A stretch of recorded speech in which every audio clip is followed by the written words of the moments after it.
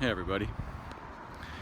So I am not in my usual haunts. Down at Fisherman's Wharf. This is the giant prison complex for people to, I don't know, be trapped in.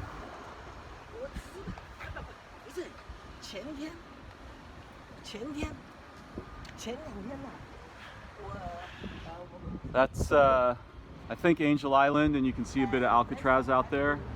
That's the bay. This is the giant prison complex that overlooks it.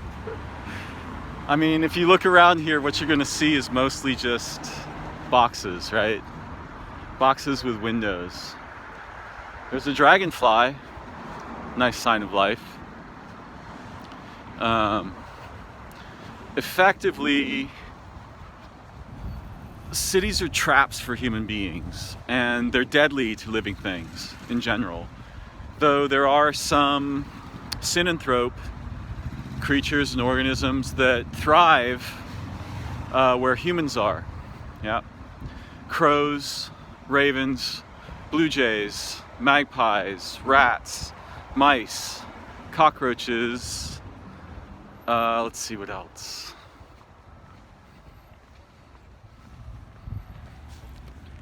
Those. Joggers. Seagulls, raccoons, opossums, mosquitoes, bed bugs, fleas, ants, various species of beetles, book lice, what else? Sparrows, blackbirds, starlings, tourists. Let's see, I guess I'm gonna cross here. Extremely expensive automobiles.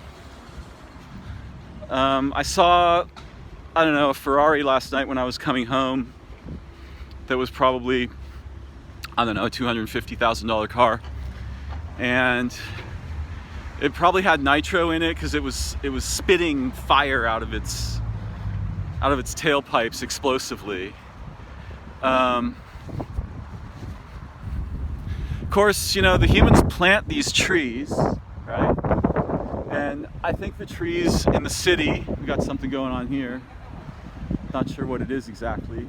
Could be pulling this tree out. Doesn't look good. Doesn't look good. Or no, maybe they're putting one in.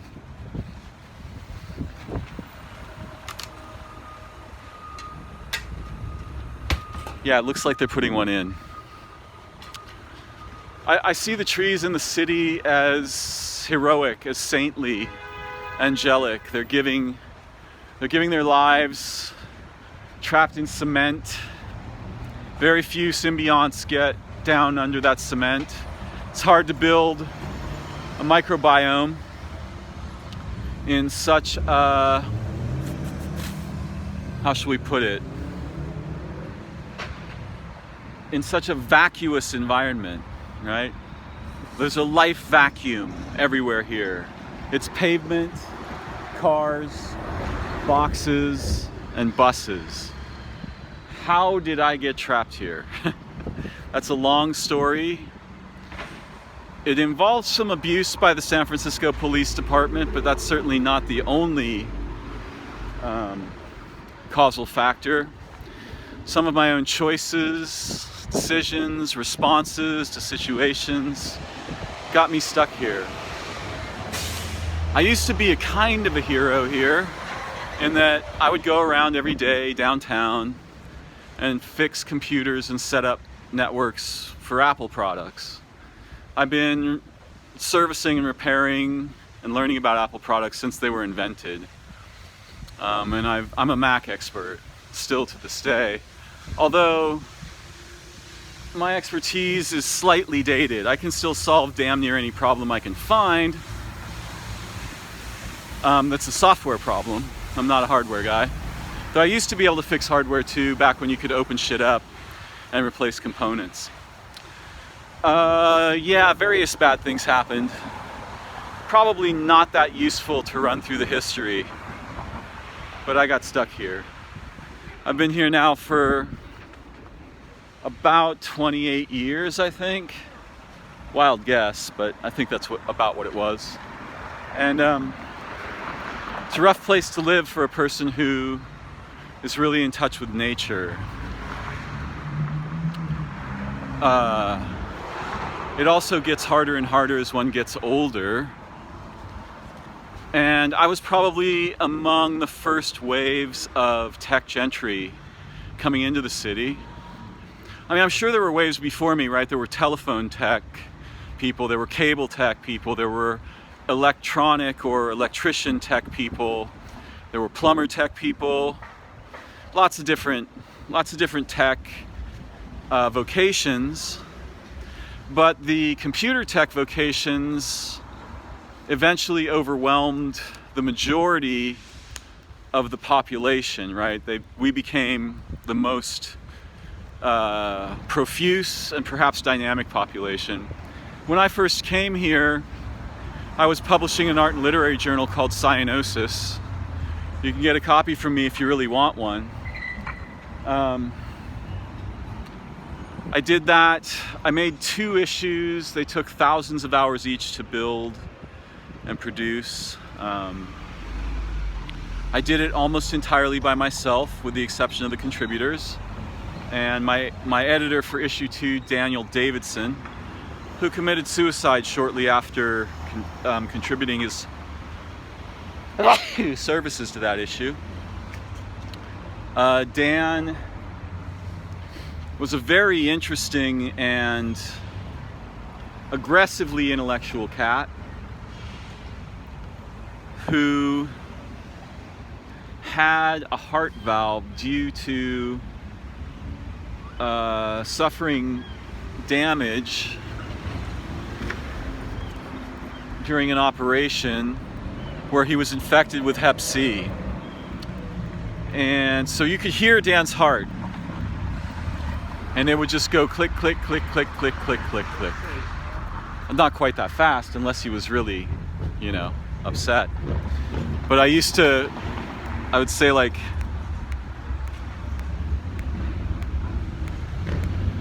that was my Dan Davidson impression. We used to kind of joke about that. He was very mischievous, playful, but severe. And we were friends. He was a poet and writer who I published in Cyanosis. There were many brilliant poets and writers here in San Francisco at that time, and actors and musicians and all kinds of people.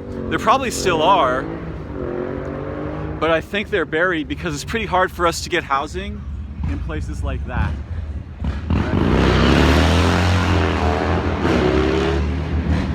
And it can be a little loud here, to put it mildly. Apparently people think that machines that make rapid consecutive explosions are somehow, how shall I put this, charismatic? Of course, I think exactly the opposite. I think machines that make loud explosions should explode. Like, there should be a significant chance of explosion every time you use them. Or maybe implosion, so that it only kills the person using it. Yeah, poets and writers, musicians, dancers, performance artists. We have difficulty affording places like that, right? But people that work at Facebook and Google don't have so much trouble. And even back when I was a technician, I used to make fairly amazing money by myself. Though that was a long, long time ago. And I took a lot of hits. Eventually one of them knocked me down. 1 or 2 of them knocked me down in a really bad way. So that pretty much ended my vocation as a technician.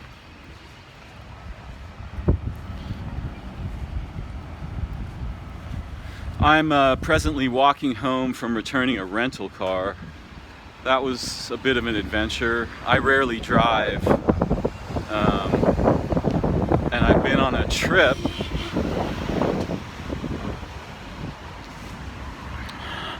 and just got back last night. Thankfully, I was able to find a parking space in my neighborhood so that I didn't have to get up too early to return the car. One of the nice features of living in a city is art, and this is kind of a cool piece.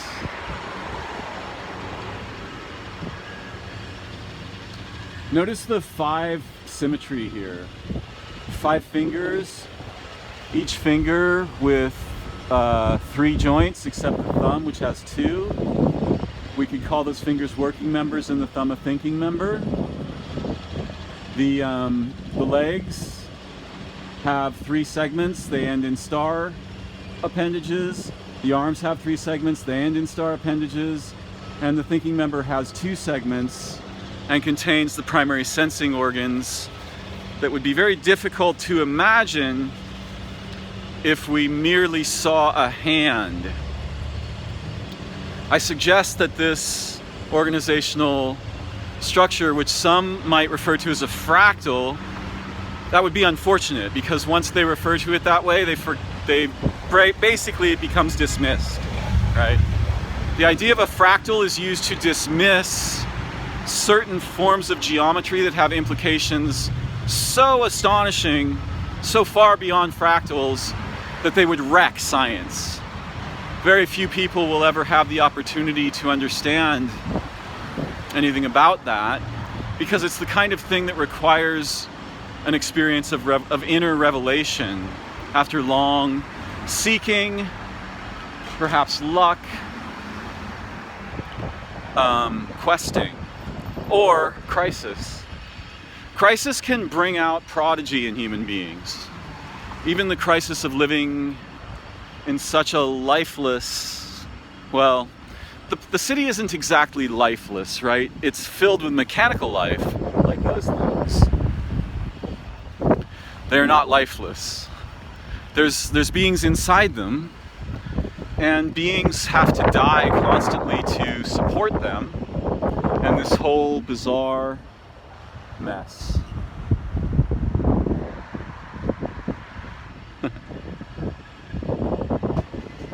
So I suggest that the hand's structure and the body's structure, they're not merely fractaline. If you see this, it doesn't suggest this. There's nothing about the hand that would suggest eyes or ears or a nose or a mouth or teeth or the animal inside my mouth. This tongue thing, that's like an animal. I like to think of all of our organs as a complex zoo and a family of creatures, each with their own characteristics, behaviors, needs, functions, relationships, vulnerabilities, all these things. So nothing about the hand would suggest this. And that's the problem with the fractal metaphor. The fractal metaphor doesn't show that upscale or downscale, you can get astonishing, unexpected, staggering, integrative expressions of the character, potential, and history of the downscale or upscale structures. So, my point is that we are like this at the level of the body. There's an upper level that has extra senses, shocking abilities, shocking senses that really there are very few records of. Some of the yogis might speak of what are referred to as siddhis, not cities, but S-I-D-H-I-S, probably a Sanskrit word, siddhis. And these are non-ordinary abilities. But even the siddhis are extremely limited compared to the actual dimensionality and capacity of our extended being, the being that extends beyond the body and even beyond time-space, into dimensions and forms that would obliterate our lexicons. Were those lexicons exposed to them, Or were we exposed to them?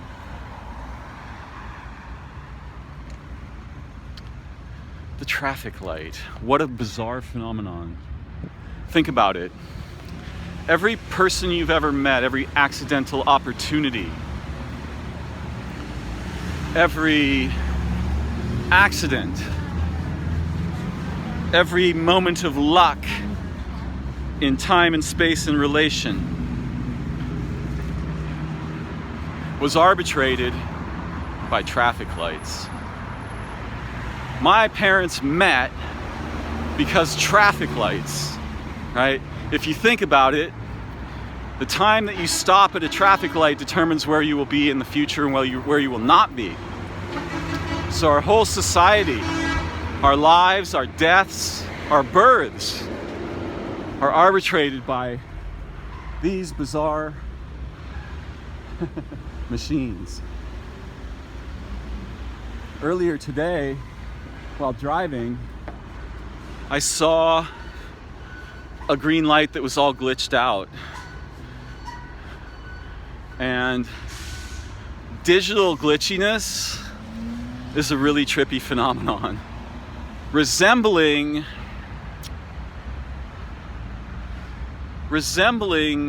problems in cognition, like schizophrenia and grandiosity, perhaps manic depression, a variety of other deviations from what we think of as norms, even though norms are statistical and probabilistic, and actual human beings can never be that. It's impossible. So it's weird. We have these ideas about probability and extending characteristics or vulnerabilities or abilities over cohorts.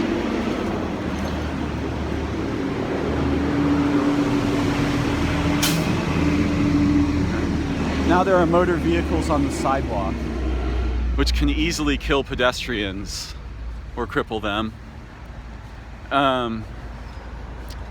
So yeah, we have this mathematical overlay, right? Language is also an overlay on experience and cognition. Though language and cognition, how shall we say this? For most modern humans, cognition is much broader than language, but language profoundly impacts cognition. Oh wow, I hear a long ass time ago. Holy shit. I used to go all over the city. These days I tend to keep to a pretty modest little circuit. So it's kind of weird for me to be out here in the city proper, in the daylight, with all of the activity and noise and boxes everywhere. It's interesting, you know, if you think about it, each little box is a bit like a universe of its own or a world of its own that's connected para-umbilically to all the other boxes and all the people. So when you go, for example, into that bank, you're going into a particular kind of womb, a particular universe that changes you. It changes your role. It affects your destiny. It's a little worldlet of its own. And all the little shops, they try to be inviting, right? And one imagines, or one may imagine, that this feature of how humans build cities is analogous in some way to wombs, to the place where we undergo gestation. And so all these little stores and shops and buildings and restaurants and infrastructure, institutions, corporations, these are all bizarre, impoverished representations of worlds or potential incarnations. This is a property management building.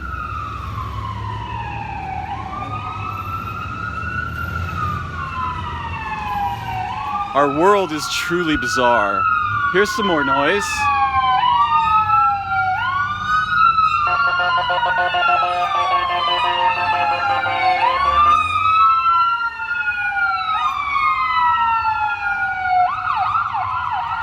So for a highly sensitive person like me, the city and all of its noise and machines is a fucking nightmare, right? It's just new ways of getting stabbed in the face moment to moment. I've put up with it for like I said, about 28 years. And you know, some people think like I'm too sensitive or I'm not resilient. I've got someone particular in mind. In fact, I was extremely resilient when I came here, but over time this place burnt me down pretty bad. It took a lot, but it got to me. Here's another place that people like me cannot live and really would not want to live. I mean, look at that fucking nightmare. It's hideous. There's nothing alive about that. I guess it's supposed to look like art, but if art looks like that, I'll pass, thank you very much. So yeah, right now, for those of you who haven't been to San Francisco, I'm on Van Ness, and I'm returning from Fisherman's Wharf. This is Van Ness. A lot of these buildings have been torn down and rebuilt. That building right there is very important to me. I wasn't expecting to come across it today, but that building there, St. Luke's Episcopal Church, we used to do Zazen there when I first came to San Francisco for like the first 2 years. We had a Zen group that met there. Our teacher was Joe Bobro, kind of an interesting cat. One of Robert Aitken Roshi's students. Notice that I call Aitken a Roshi, but I don't do that with Joe, even though I was at his transmission ceremony, and there's an important reason why I don't do that, but I'll leave that story aside since it would be a little bit indelicate to tell it. Robert Aitken Roshi was a brilliant humanitarian Zen teacher. He learned Zen in a prison camp in Japan in World War II. And one of his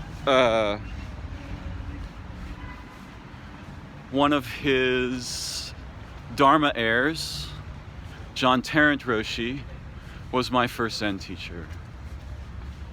Here's another building that has obviously been fairly recently, past 20, 30 years probably, rebuilt. Here's an actual building that matters and is incredibly beautiful, right? Look at that gorgeous thing, even though it's, again, very boxy. But that beautiful mandala-like circle is just amazing, just really amazing. Probably getting to the populous area where be good to wear a mask. So this is really interesting. These First Republic buildings, they have these water features in them. And this water feature is hypnotic. If you watch it long enough, your vision will begin to warp and weave and change and breathe in a way that resembles the experience of visual psychedelia. And there are many features of water that are like this that most people have never really noticed. They're really important features. To make this feature work, you have to follow the flow down and then go back up and follow it down again and then go back up and follow it down. And then over time, your vision will transform, literally transform.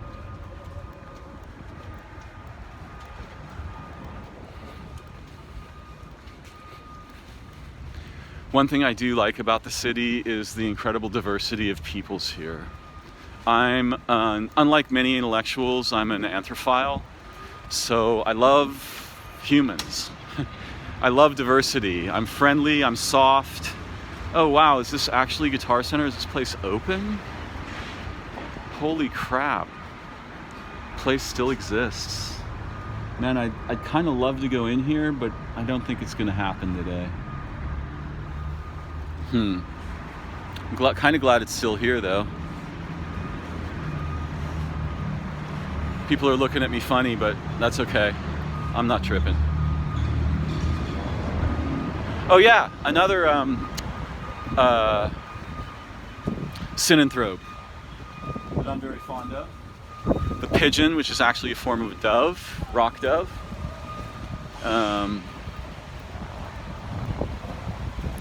So where was I? Oh yeah, the Zen stuff. Yeah, we used to sit zazen there. I was the G-key for a while.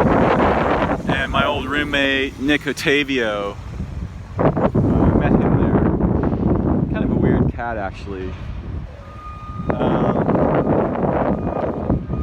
But it was a really good experience to have that church to sit in. There's a giant, what is it called? There's a giant bell. Can't remember what they're called. It's a very particular kind of bell that could also, it's a huge black like metal pot, right? And that bell is so powerful it can ring the whole building. And it came from Japan and apparently was associated with someone, if I recall correctly. God, what is that thing called? It's right on the tip of my mind, but I can't quite get there. Often when you're stuck in a situation like that, the best thing to do is soften, right? Don't keep going at the thing. It may come back to me. But yeah, there's a giant black bell in there that's old and from Japan. And very beautiful, profound and rich. So yeah, many nights of zazen there. We used to sit, 2 periods every Monday. Back then I was dating a girl named Kristen, one of the important loves of my life. Memories. I've got some. But yeah, these days I don't know where the creative people are, where the poets and writers and dancers and artists. I mean, there's a lot of artists here, graphic artists, painters, people who draw.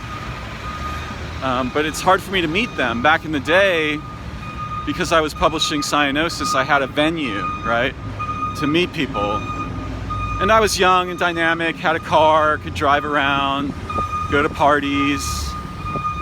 God, there were some amazing get-togethers. Big machines, moving giant chunks of cement. It's really exciting. All for cars. I mean, if you just analyze the space here, what you'll see is that most of it belongs to automobiles, right? Almost as much as belongs to buildings. So in terms of, quote, who owns what?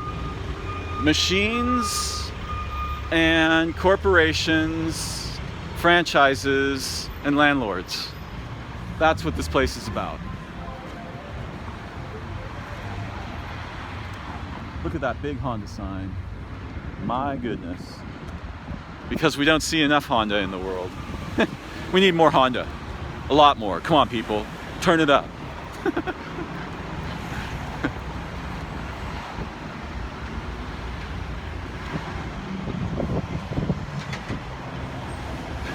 It's hard to know how many of these buildings have.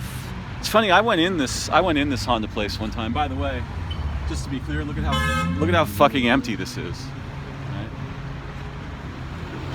It's like there's nothing in here. Nothing.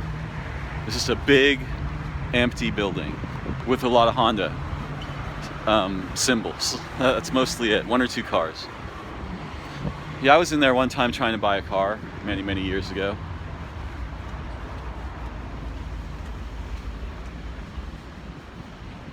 Bevmo.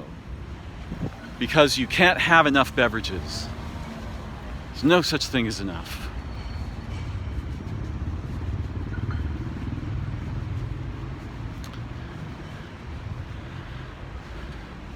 Flat $1.95 delivery fee. Order in seconds, delivered in minutes. Download the app. I probably could have been doing voice work. When I first came here, my goal was to become a performance artist. I had a couple of heroes in that regard. One of them was Rindy Eckert, who I think is absolutely fucking brilliant. And the Margaret Jenkins Dance Ensemble, also absolutely fucking brilliant. There used to be this place called Theatre Artaud. I don't know if it still exists or not. And that was a hub of intense, amazing creativity. There also used to be a place that's probably shut down now,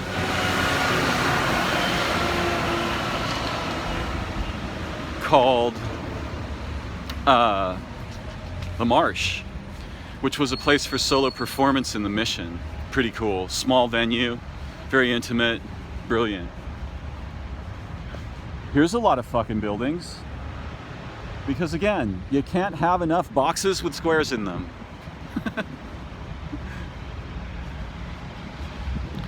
So I hope you're enjoying my little walk through memory lane and my orbital relations with memory and situation.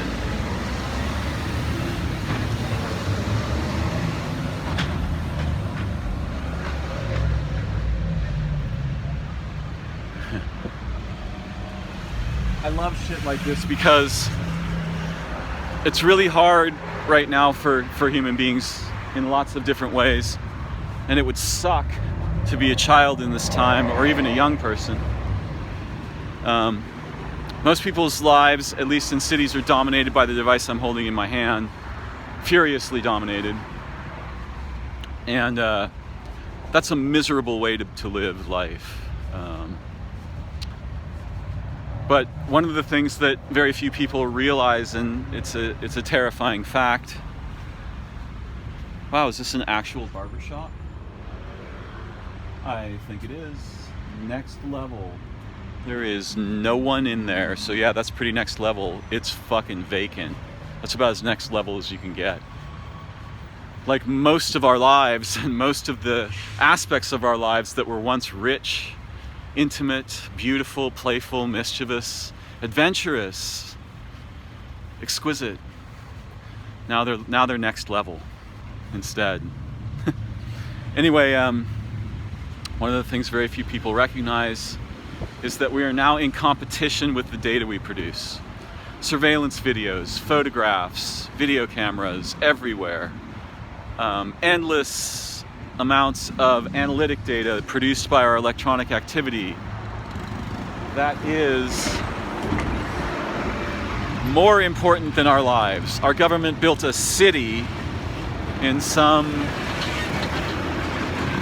weird... Let's see here, is this place actually open? Are they serving food in here? Nah, this place is dead. This used to be a fun, sort of a smorgasbord place, Tommy's Joint. I don't know if you can see in there. Kind of famous, obviously closed now. But yeah, we're in direct competition with the data we're producing, and we're losing. So first we were in competition with machines and buildings and streets, and we were losing that competition. But now electronic nonsense is more important than living beings, particularly more important than humans. The government is probably far more interested in preserving the data that I've produced, the analytic data, the financial data, and so on, than they are in protecting my life or my well-being.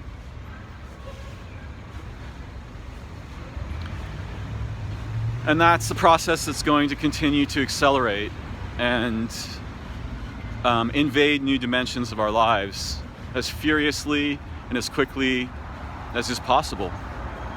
And I think that's wrong and tragic, and we should resist that in any way we can, together, with and for each other, for the history and future of life on our world.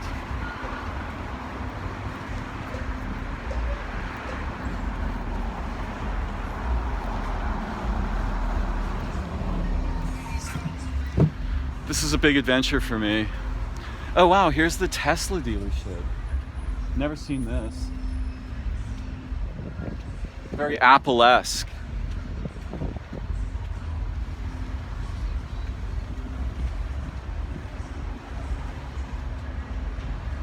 This is kind of trippy. Here's the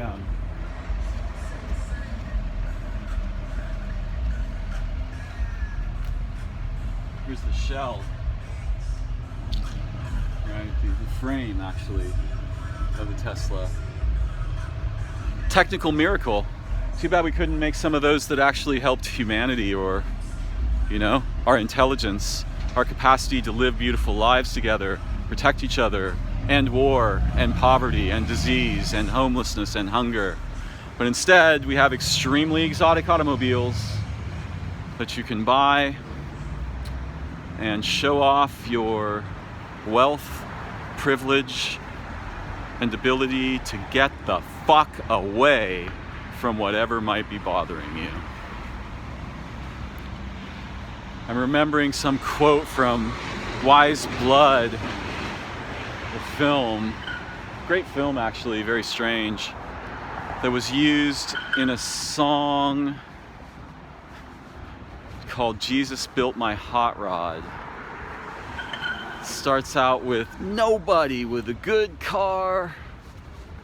I can't remember the whole quote. Something like, needs to worry about anything.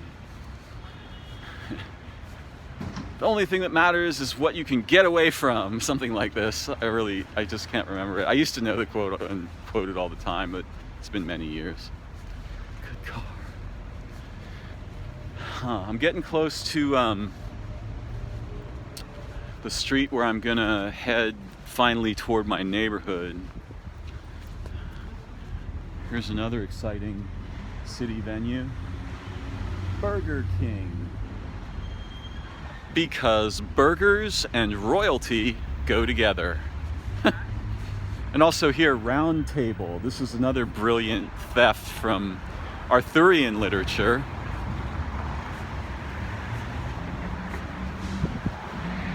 I'm having fun actually. This is kind of trippy. Big street, lots of buildings.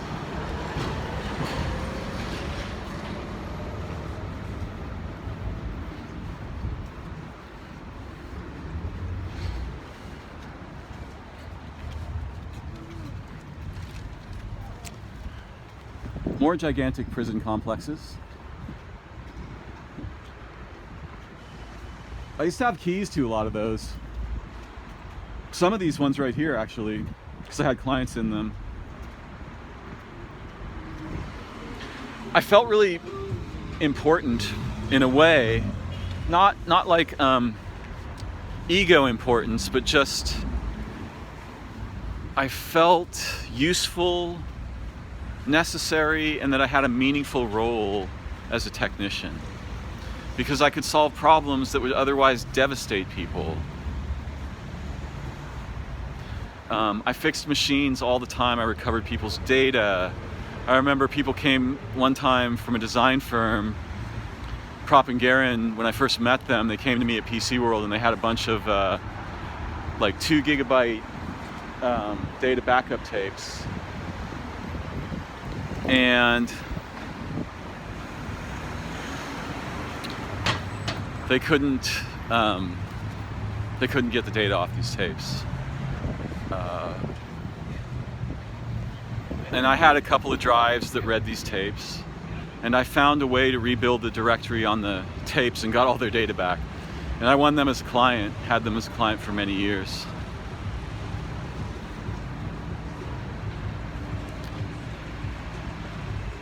Good old days. Oh, I remember a big adventure in this place. Wow. Holy crap. Yeah. There used to be a theater in here. I don't know if there still is. Yeah, Landmark Theaters and Books Inc. Opera Plaza. Yeah, I came here. So when I first came to San Francisco, I was working for a place called the Gia Gallery. And we were funerary activists. We were activists that helped people to deal with death and to plan their own funerals. and to avoid the rapacious profiteering of funeral directors and funeral homes. Goods and services in the funeral industry, at least back then and probably to this day, they the profit margin on goods and services in that industry was 1,000 to 7,000%. So I was working at this bizarre art gallery filled with coffins and urns that people could buy at very reasonable prices, way out in like China Basin in the worst part of town. And the first night I was there, not the first night, that's not true, like maybe night, I was living there. I had interviewed the people that ran it for my first issue of Cyanosis, and there was an article on Gia in there. And they so liked the article that they asked me if I wanted to manage the gallery. So I took the job, brought my musical equipment and synthesizers there, set all that up in the basement. It had like it didn't have a kitchen, but it had a shower and a bathroom. And so I lived there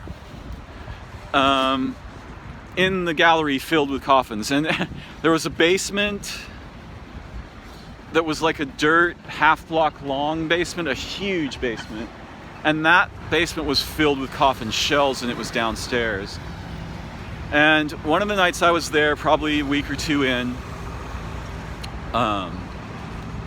there were these 3 really amazing paintings. One was of a girl falling into a well with 2 sort of Pisces-like fish swirling around her. One was a woman looking into a mirror who had no mouth, and there was a child in the mirror behind her. And there was a 3rd painting that I no longer remember. I wanted to own those paintings eventually, but one night I had a very powerful sleep paralysis event, which I didn't really know what that was back then. And in that event, it was truly terrifying, but the beginning was fairly safe, right? The paintings were mumbling to each other. I'm out in this gallery in the middle of the night by myself in the worst part of San Francisco. It's all closed up, locked up. The cop shop there was actually surrounded with barbed wire and like assault walls and shit. So the paintings begin mumbling to each other, and I can tell that they're having a conversation about me. And they're talking about how I've come to the city in some way to not just to confront death, but on a quest to understand the nature of death. And that I've made this decision, and since I've made this decision, this is where the adventure will begin. And then there's like some terrible banging sound, followed by horrible screams, more banging, more screaming. I'm so terrified. Actually, I'm so fraught that terror isn't even really an option. I'm beyond fear. I'm in some bizarre situation I've never been in before. Because when you're out in the middle of nowhere surrounded by coffins and paintings start babbling about death, and there's a basement filled with coffins underneath you, and there's nowhere to go and no one to call, you don't really have the option of terror. So eventually, I was frozen, I was paralyzed, because I was actually experiencing sleep paralysis. That's a beautiful suit, sir. That's a wonderful suit. I was paralyzed, and so I just sort of stayed there. There was a dog staying there with me.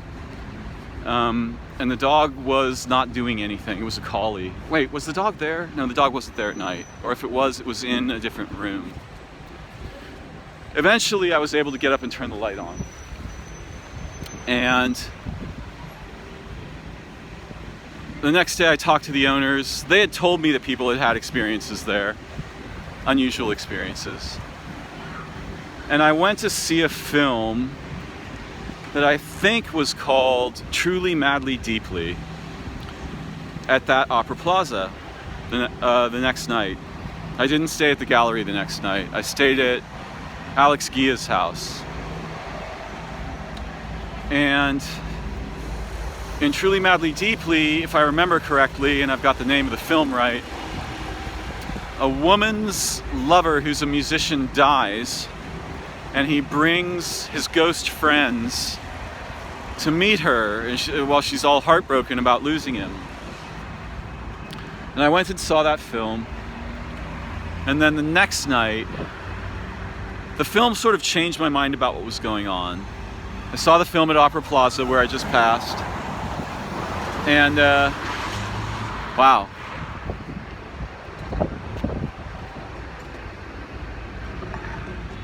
A lot of boxes.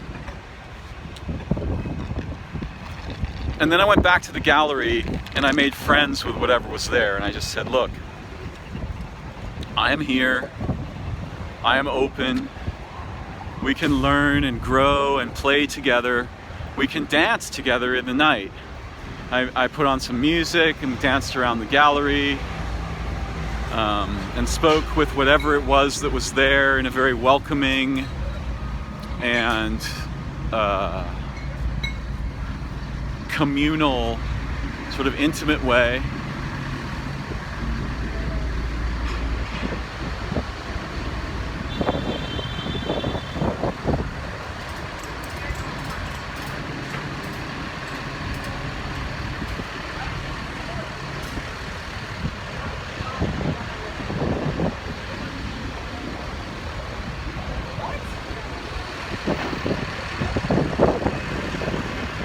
Now leasing.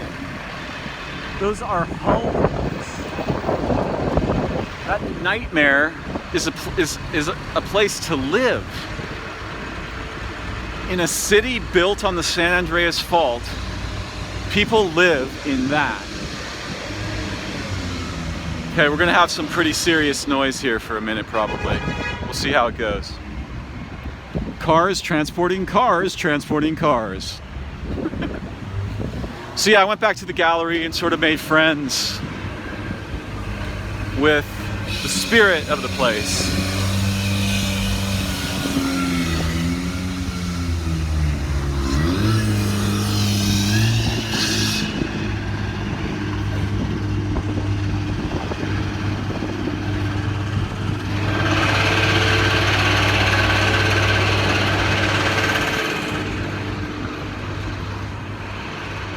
And after that, I had a fairly good run there.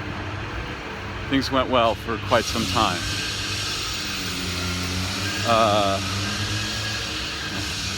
How did that job end? I got mad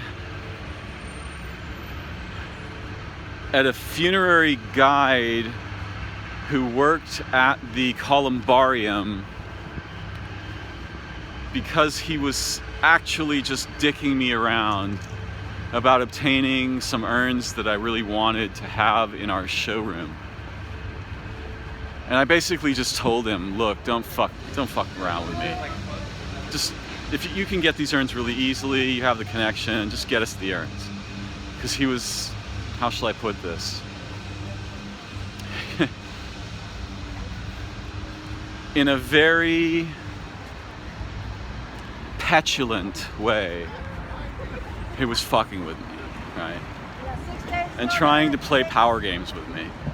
And as an Italian who's kind of a no-nonsense guy when it comes to business, I wasn't having it. So I didn't blow up at him, but I did just kind of tell him what time it was in my view. And he was really close with the owners. So, oh, this is kind of a trippy thing. I don't know who painted all these locks. They didn't used to be painted. But this is a sort of spontaneous artwork. Heart locks. Here's a different kind of spontaneous artwork.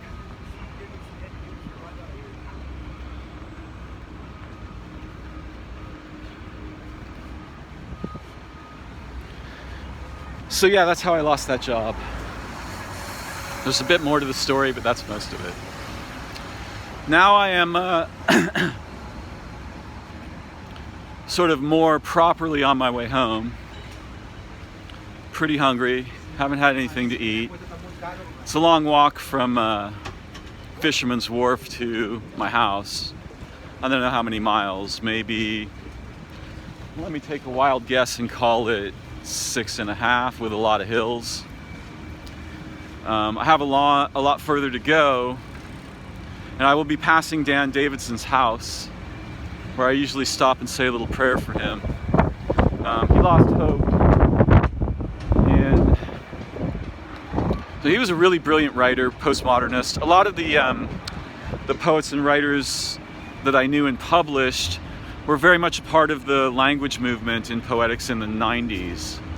And weirdly, the whole POMO, which is short for postmodern scene, is the birthplace of what we currently think, bizarrely in a way, what we currently think about as and talk about as political correctness. This grew out of how shall I put this? Boy, I want to put it in a way that makes a lot of sense and is clear.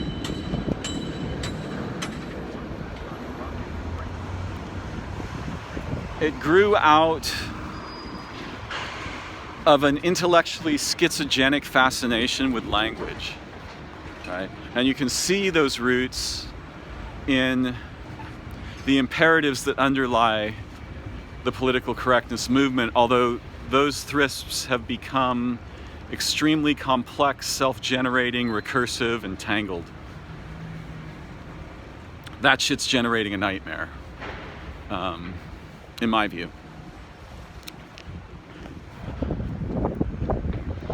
But it comes out of the school of semantics, linguistics, deep fascination with language and its structure, with signs, signifiers. Language immersion preschool. Interesting. I like the idea. If we could all learn multiple languages, we would all benefit dramatically from that, because if you only have a single language, you can't triangulate on meaning.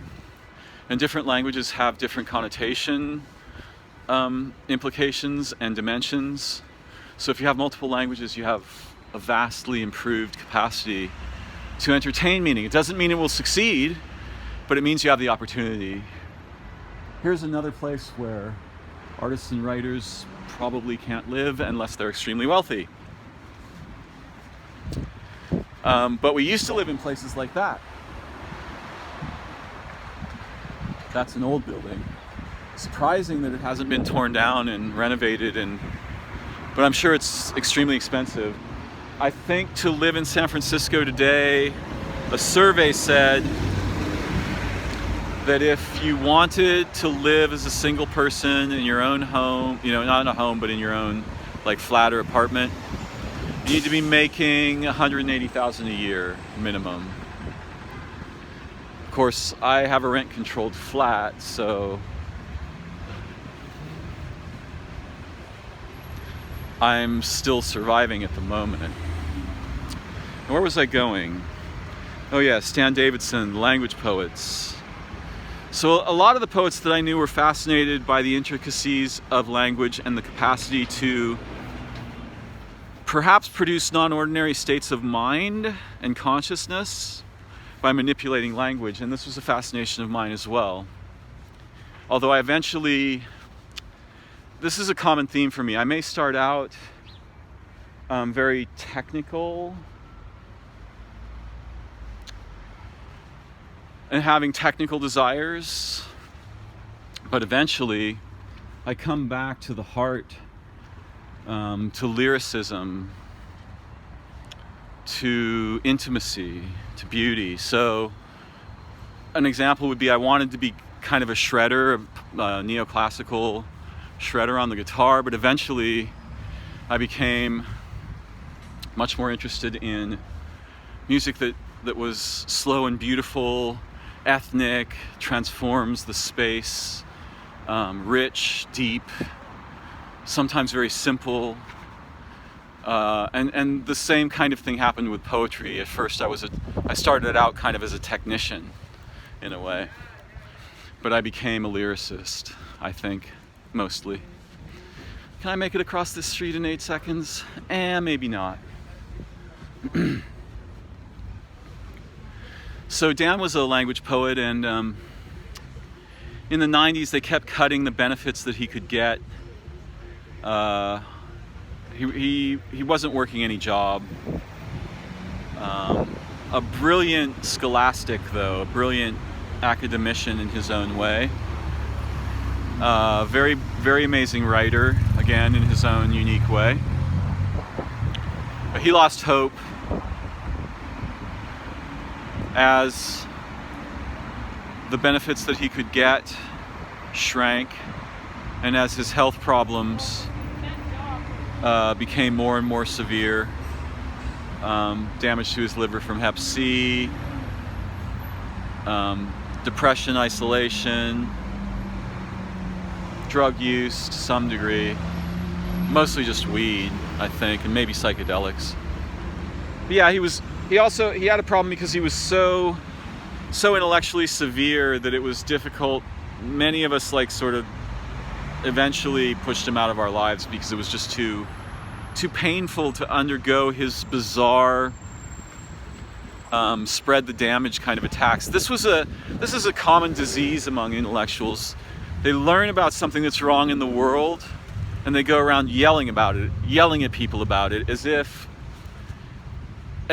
to assert that ordinary common people have a responsibility to solve these things. I'll give you an example. I remember, so there was quite a crew back in those days. There was, see who I can remember.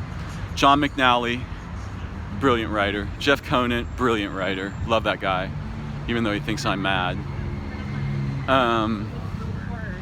Daniel Davidson, George Albin, genius, absolute genius. And most of these people are completely unknown.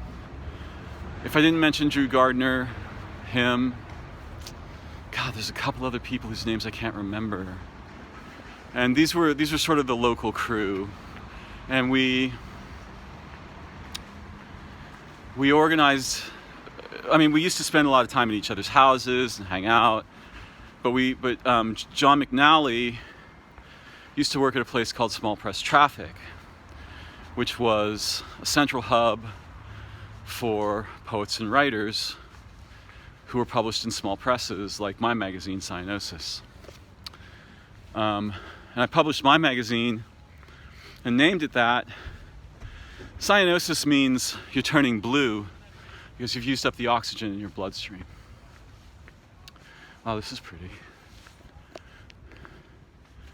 Here's a little miniature paradise in the middle of the city. There's a beautiful Brugamensia datura right there, and also on the other side, and right there. This is a giant ginkgo bilboa tree, one of the oldest tree species, if I remember correctly.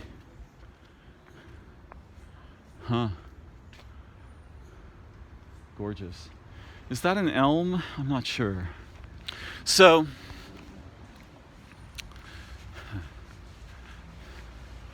we used to hang out at Small Press Traffic and have parties and go to readings, write poems. Anselm Berrigan and his brother were around, Ed. They were incredibly brilliant. I'm sure Anselm is teaching in New York these days. I don't know what became of Ed. I was close friends with Anselm. We did some writing together for a time and almost got killed by my neighbor's dogs. Had a few adventures. I had some pretty amazing publication parties for Cyanosis. So, let's see, Dan, an example. I remember one day I was at PC World working, and I went to South Park, and Drew Gardner was there. And he mentioned some horrifying atrocity that the United States was participating in. I don't remember exactly where it was. Could have been in the Philippines. And he just came up and said, do you realize that your tax dollars killed like 7 million people in the Philippines this year. It's like, Drew, I'm having lunch, bro. What, you think I'm supposed to, how am I going to solve that, right? So this was the kind of thing that Dan would do all the time.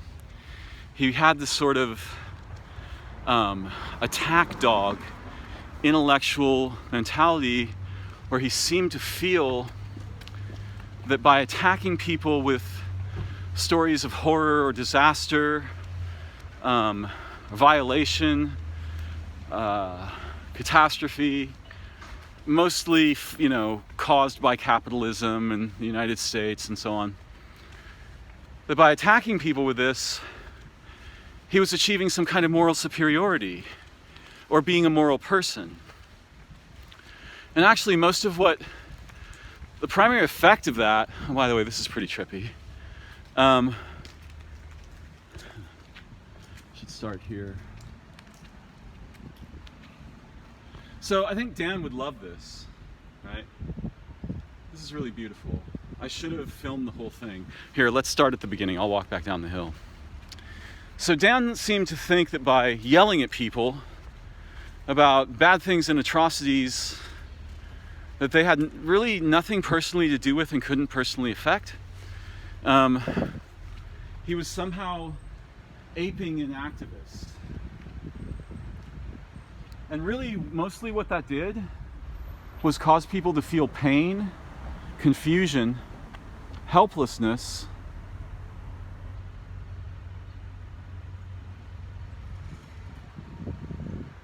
hopelessness, terror, Zen.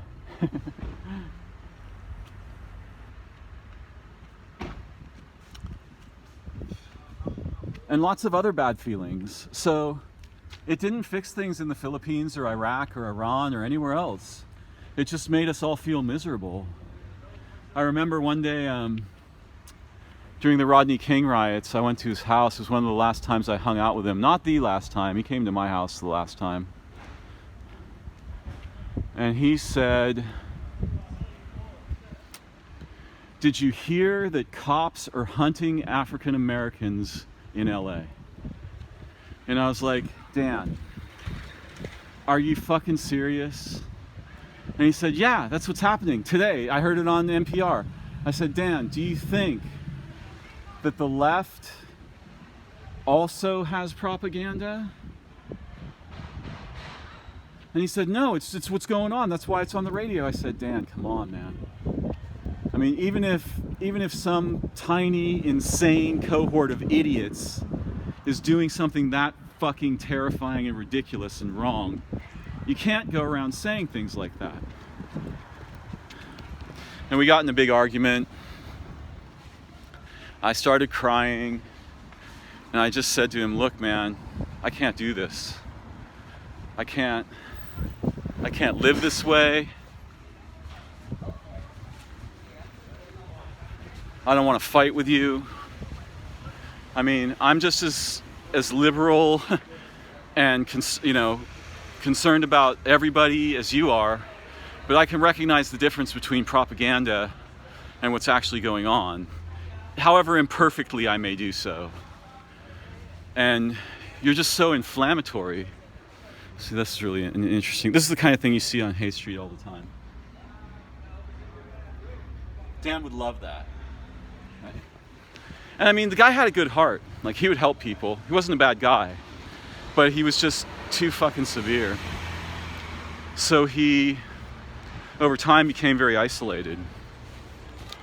And maybe in my own way, I'm not because of my severity, but because of other things, I've become isolated too.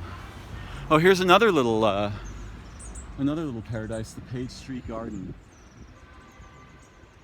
Hear all those birds? Birds are very happy here. Those are the first birds I've heard in a while, though I heard some parrots earlier. So yeah, I think I'm on Haight Street now, and about 6 blocks up here is where Dan used to live.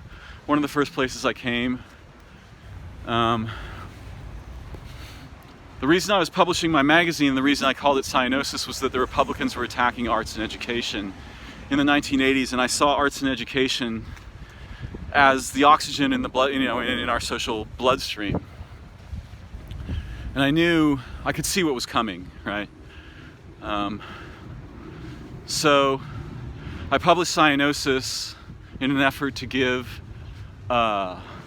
radical writers and artists and performers a venue to respond, right?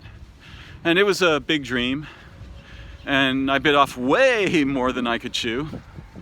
Oh, I'm on Page Street, not Hate Street. Okay. Well, that's okay for the moment. Though I rarely walk on this street, I almost always walk on Hate.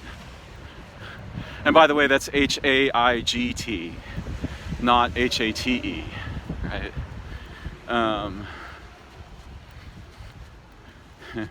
And there's lower Hate and upper Hate,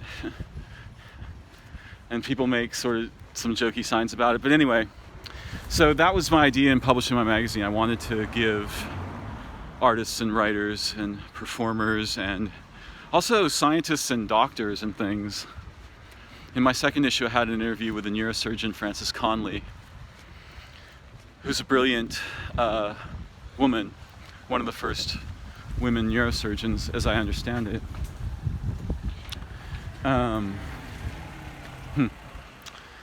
So yeah, Dan. It was a bit of a, I take it as a bit of a jab, what Dan did, because he was my assistant editor for the second issue of Cyanosis, and when he killed himself, he did so by suffocating himself. Obviously, he took some sedatives and then, sorry about the graphic nature of this, but he wrapped a plastic bag around his head. And I remember one day I was on the bus going to see Jeff Conant, our mutual friend, and saw the coroner's van outside Dan's house. Didn't know what that meant till I got to Jeff's house, then I found out what it meant. Well, I don't really want to end on such a dark note. Many of us are still alive. Jeff's got a child, Jeff Conant. He lives over in the East Bay, I think, somewhere, though he may have moved by now. Oh, here's a little mini bookstore. It's pretty awesome. We have a lot of these around here. It's a nice feature of our city. And this is the Hay. This is the sort of the beginning of the lower Hay. I'm going to be getting one of my favorite meals down here. It's a cheesesteak from the Metro Cafe. I used to live in this area when I first finally moved to San Francisco after leaving GIA and spending some time again in Sonoma County, where I'm from. I lived about 8 blocks that way off of DeViz on like Broderick or something.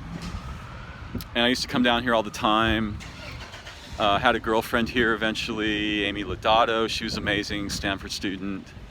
She lived up the street near Dan. Her building burnt down one year after we broke up, about a year after we broke up. But yeah, this is the Lower Haight. Urban Herbs. And I'm gonna go get myself a cheesesteak and stop by Dan's house and have a little prayer for him. That was a tough day when we lost him. And even though I wasn't close with him when he died, I still love the guy. I mean, he was one of my teachers and mentors. So, thank you for joining me on my walk through the city today. Hope you enjoyed it, even the grim parts. There's lots of other stories to tell.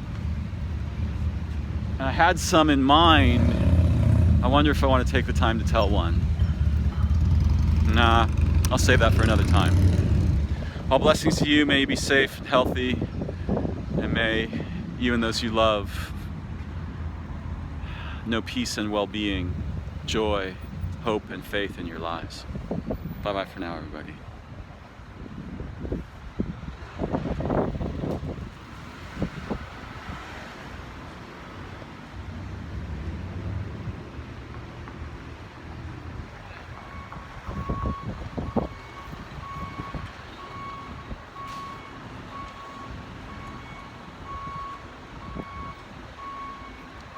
First place I got my hair cut in the city when I worked at Gia, Zip Zap. And that led me to a party, which was one of the first places I read. Made like 15 friends that night. Last story for the day. Bye-bye, folks.